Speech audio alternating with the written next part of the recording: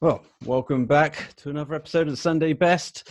Today we're talking about Dirty Rotten Scoundrels, and I'm joined by Matt Spaiser, editor of Bond Suits. How you doing today, Matt?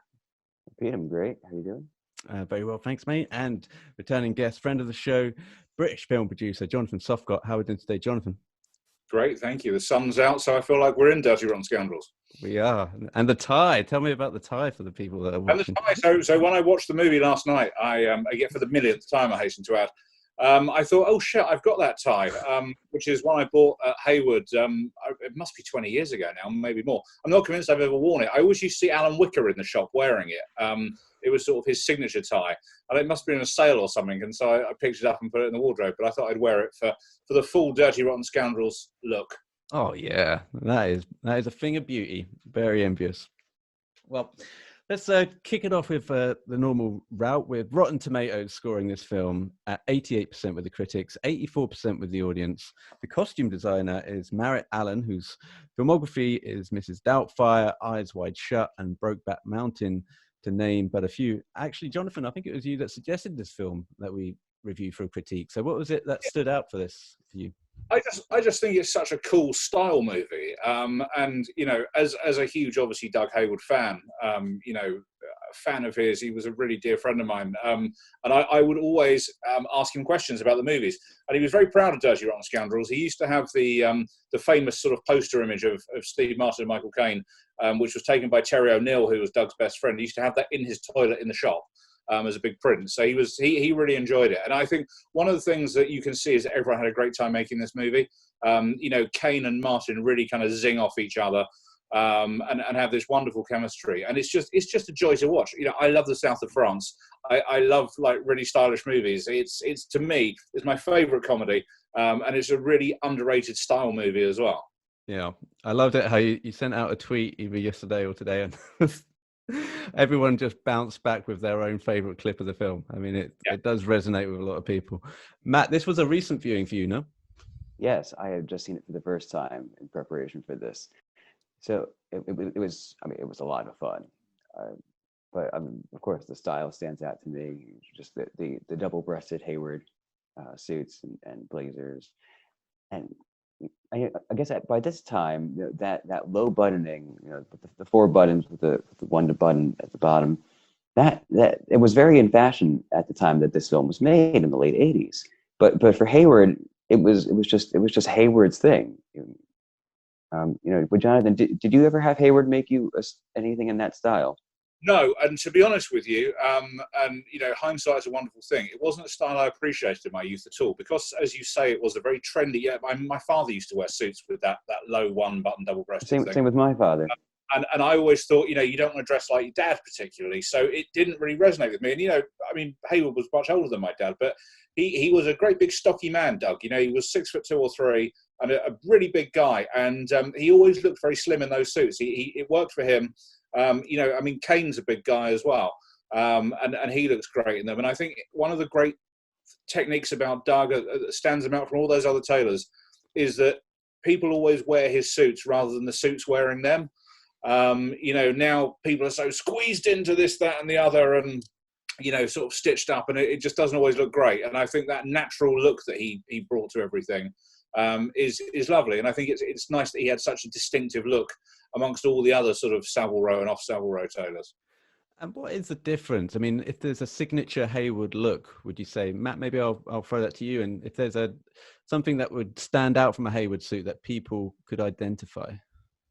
Well, I mean, I think one of the biggest things is the soft shoulders that his suits have. They never, I mean, they just always made the person they looked relaxed wearing his suits. And I think that just had a big part of it. Hayward's suits were very English in some ways, but also took some inspiration from continental style and how relaxed they were. And it wasn't like the Anderson and Shepard relaxed style. It was completely different. That was just, I think, the overall thing with Hayward. I mean, he was a very relaxed person, but there's also just some of the more obvious things that you look at the suits and you see the single-breasted suits with the low, they buttoned very low. They had a certain style of lapel notch. that just very characteristic to him. And then the same with these double-breasted suits that Caine wears in the film with the low buttoning, and that's just something that Hayward made him. He didn't care about that they were in fashion at that time. He did them before, he did them after, and so when I see this, and it just, I mean, I can just see that classic Hayward look. Yeah. I think also one of the things that struck me was that I met so many famous people with him over the years, and take Sir Jackie Stewart, the racing driver, who's a very, very small man in stature, and Doug made him look as big and as strapping as he made George Hamilton look, who I also met with him, who obviously was a very natural clothes horse and looked good in anything. And I think that was the thing, that he really did make everyone look as good as they possibly could. Well, that's what I was going to ask as well, because Michael Caine, outside of the film world, wasn't known as a style icon. Scruffy. Right. And yet in Get Carter and Italian Job and films like this really cemented him as being like just the guy that was born to wear a suit. Now, that kind of gives people like me a lot of hope, I think, because, now, is that just having one of the best tailors ever to tailor your suits, or is there a certain trick that you can use? I think Hayward has something to do with that. I mean, Hayward made people feel comfortable in a suit. I mean, I've heard all the stories about how he, as a person, made people feel very comfortable, but his suits, there's the way that they were tailored. They were just comfortable suits. They looked great, but they were also comfortable. Yeah. Was it that was your experience, Jonathan? Yeah, it really was. They were lovely to wear. I mean, as good as anything else anywhere that I've ever had. But he made you feel good. He made you feel special. All those things that you'd want from a tailor, really. And it's a different time, because obviously we're talking about kind of 20 plus years ago. But I remember Patrick Litchfield, Lord Litchfield, being in there, and he wanted a pair of grey flannel trousers made. And Doug said to him, "Just go to Marks and Spencer's and get some. You're slim, no one will know the difference." And that was the thing with Doug, is it wasn't like he saw himself as some great artisan. He was just trying to make people look good and feel good, and love to bargain like everyone else. And he was just so natural and relaxed. And I know it's become a cliche I read online. It was like a club, it was like a lunch club, it was this kind of thing. But it really was, and all part of the fun of it was that you pop in and you never know who you were going to see. And I bumped into Les Haynes, who was the head cutter there for years. Bumped into him, I guess, it was just after I got married, so in between the last two lockdowns. And he was outside Anderson and Shepherd, where he now is. And we were just sort of having a reminisce for half an hour. And, there really was, I don't think there's ever been another figure in British tailoring who was like Doug. And I think the work speaks for itself, but also the man speaks for himself. Yeah. Because what I find interesting about Hayward is that, I guess he didn't consider himself an artisan, but his suits were very unique. They had a unique look to them. It wasn't just some like Savile Row style that everyone else makes. He had his own style. And I think that I guess he probably just didn't give that enough credit. No, it deserves just enough credit as just as a design. It's very special. I think what you've got to remember as well, though, is that Doug was ill for a while before he died, and all of these things happened before the internet, and Instagram, and Matt, to be fair, your website has revolutionized the interest in this kind of stuff, because at the end of the day, most of us that like these clothes, James Bond has a component to play in that. And Doug was sort of there before, so there will be, he was married to a journalist from the Daily Mail, so he was always sort of in and out of the papers for bits and bobs, and there'd be, every sort of 3 years there'd be one story about how he was the inspiration for Alfie or whatever, but there wasn't this really keen appreciation for not only what a great character he was, but also, how amazing his work was. GQ would do the odd piece. There was no Rake magazine then either. It's like the kind of the interest in classic men's style has all really sort of turned the corner since he passed away, sadly, and it's sad that he never got to see that. Yeah, I guess it just even going back to the 60s with what Hayward was doing then, his suits were like nothing else before. I mean, just the way he cut them, just they looked British, but it didn't look Savile Row, and it was just something very special that he established. Yeah, and there's a There's a wonderful story about that famous photo that you and I both like, Jonathan, of Michael Caine and Doug Hayward together in the fitting room, kind of laughing. And there's I think it was by Clive Arrowsmith, or I think that's his name. I'm sorry if I've screwed that up, but I was reading about how he managed to take that photo. He was kind of racing in between shoots because this was the only time that Michael Caine could actually shoot a photo for something he was promoting. And he came into the shop thinking that he'd missed Michael Caine. And the lady there said, "Oh no, he's out back." And he could just hear this raucous of laughter from out back near the fitting room. And so he just basically followed the laughter, and it was Michael Caine and Doug Hayward there. And that's the photo, basically. He goes, "Right, that's it, just don't move." And they just got the shot. You know, there's a clip on YouTube from a TV show that was done just before, no, it was after Doug died, and it's they interview Michael Caine in the shop, and Roger pops in completely randomly, and that really is what it was like. Like every time you heard that ding ding of the doorbell going, it will be someone else walking in. You know, it was a unique place, and I can't ever see anything like it ever again. And that was all down to him. Yeah, and Audie as well, you know, and now Audie runs the haberdashery at Anderson Shepherd, and that's sort of the closest thing there is to that now. And I always think it's maybe been sort of styled on the Hayward shop, but there's not that volume of celebrity because there aren't these huge Hollywood stars anymore. You know, I mean, Doug was always trying to foist this overcoat on me that he'd made for some huge Hollywood star. It will come back to me who it was, who died, and he just had it hanging out the back, and he was saying, "Oh, that'll fit you." It never would, but it was someone terribly famous, and you can't imagine that anywhere else now, can you? Yeah, that's nuts. Well, the film Dirty Rotten Scoundrels.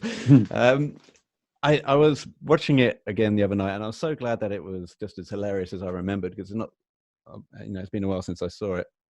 But it occurred to me that Michael Caine is just playing it as straight as nails. I mean, he's not doing any kind of out of the box comedic, you know, he's not exercising any comedic bone here, but the comedy that he's doing is just allowing Steve Martin to do his thing, to do his shtick almost. And one wouldn't work without the other doing their thing. So I don't know. Did you have any thoughts on like Michael Caine? How does this actually sit, Jonathan? I'll ask you this. How does this Michael Caine film sit amongst all of his others in his canon for you?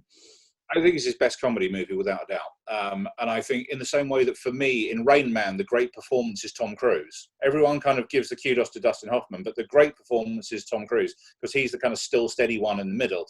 Caine is like that. He's the absolute glue that holds the whole thing together. And it's a fantastic performance. You know, I mean, there he is at whatever age he was then in his 50s, holding the screen, looking every inch like David Niven. He's commanding, he's powerful, he's hilarious. And I think he's great. And, you know, I mean, funnily enough, I read before that at one point this was considered to be Caine and Tom Cruise. It was going to be Tom Cruise instead of Steve Martin. Oh, really? Steve Martin was the bigger comedy star. I think also because Michael Caine's a great big tall chap, I don't think it would have looked quite as neat with Cruise. And also Cruise was maybe too good looking. But anyway, you can see it. But Caine could bounce off any star. And he's always been known in the profession as a very unselfish actor, very giving actor, no real ego. But he really is terrific in it. And, you know, he didn't always have the best luck with comedies because for every sort of educating Risha, there's a Blame It on Rio. But this is, for me, the pinnacle of it. You know, I always call the 80s peak Caine because I love all those movies that he did then, from sort of The Fourth Protocol, Without a Clue. Everything that he did then was great. But I think Dirty Rotten Scoundrels is the pinnacle of him as a sort of light leading Cary Grant style star. And I think it's glorious. It's an absolutely perfect film. It is, yeah. I think actually I just remembered he is doing funny stuff throughout. I mean, he's doing the run up as Dr. Emil Schulthausen. Yeah. I mean, that run up that he does when he's whipping his legs. I mean, that's just something else. And then he's Chips O'Toole right at the end, you know, just he looks really unsure about doing the Australian accent, like for real, doesn't he? He goes and then does it, and it's pretty good. It's such a funny film. Matt, so I mean, Steve Martin, when I asked you about this, you said that you've actually had through your work, you've had a little yeah, I can't really Steve talk Martin. about that, but it's he seems to be a somewhat divisive character. I know some people who love him, some people who really don't. But you know, I thought he's excellent in this, and I think the contrast that he has with Michael Caine is what makes the film so great. And it's just and the style that Steve Martin's character wears when he's just being himself, it's just and I mean, it's very much of its time, but watching that today, his style, it's just perfect for the character. It doesn't look dated because the character just wears it perfectly. It's just that like relaxed look. It's because I mean, there's no fashionable style today that would work for this character. Yeah, and I mean, he brought some of his stand-up to this as well. So like when he's getting tailored and he's doing the champagne and the suave stuff, he said that was part of his routine when he was doing stand-up comedy. Mr. Suave, he would call it, and that for me is actually really telling, because he does that stuff so well when he's pouring himself a glass of champagne and getting tutored by Michael Caine. I mean, it's certainly the mark of like someone that's done this before, I think. Yeah. Yeah, I mean, how fond are you of Steve Martin? I know you're obviously a huge Michael Caine buff, Jonathan, but do you dig Steve Martin at all? I love him in this, and obviously he was. I think he's terrific. I don't think anyone could have played it better. It's not necessarily my favourite type of genre, the comedies that he does, but in this, I think he's great. And easy to forget now, like it is with so many people, that he was one of the biggest movie stars in the world in the 80s and 90s. Yeah. I think Parenthood, I'm not sure if that came on after all this. That's what I grew up with, in The Man with Two Brains. I just remember laughing all the way through. I haven't seen that in a while. I hope that's as good as this one when I go back to it. I'm not sure if it will. When he talks about how he can't fuck a gorilla. It's just brilliant. Oh, man. Well, guys, I've had you on the horn now for over an hour, pretty much, with the previous episode as well. Thanks for giving up time on a Sunday. And Jonathan also for sharing those memories of Doug. I mean, I think it's important, really, because like we were saying offline, there's just so little information about Doug, really, in comparison to his body of work. It's inversely proportional, isn't it? It is. You guys might know the answer to this. I read that someone's bought Hayward again. Yes, Charlie Allen. Yeah. What's the score with that? Are they doing anything with it? I tried talking with them, but I couldn't. I haven't been able to get in touch with Charlie Allen yet. I actually spoke with Mr. Moto, who used to work for Hayward, right? And he works with Charlie Allen, and he told me lots of great stories about Hayward for our book. But I don't know what they're doing with the Hayward brand right now. I see some ready-to-wear labels pop up. People kind of post that came from before. That came from the last ownership. Uh-huh. Okay, so it's changed hands since then. Yeah, because the ready-to-wear stuff was when those guys from Kilgour. Campbell Carey. Oh, from East Huntsman, yeah, Campbell Carey. Yeah, he is now. Yeah. Well, chaps, thanks for joining me again on a Sunday. Jonathan, what are you in the middle of now? We're just about to start shooting a movie called Renegades with Lee Majors and Ian Ogilvy, Patsy Kensit, Billy Murray. Danny Trejo. Danny Trejo, yes, indeed. So that's quite exciting. That's kind of old school action movie. And I'm doing another one after that called Knifer, which is a youth crime movie. So, very busy, keeping out of trouble. Excellent. Can't wait to see that. And we'll have to get Danny on the show at some point. Talk about Heat. Talk about his sobriety. Yeah. Matt, thanks for jumping on, mate. I know I know what you've got coming out soon. It's a book. Yes. So we'll be talking in depth about We're almost there. Almost there. All right, guys. I'll finally let you go. Thanks for joining.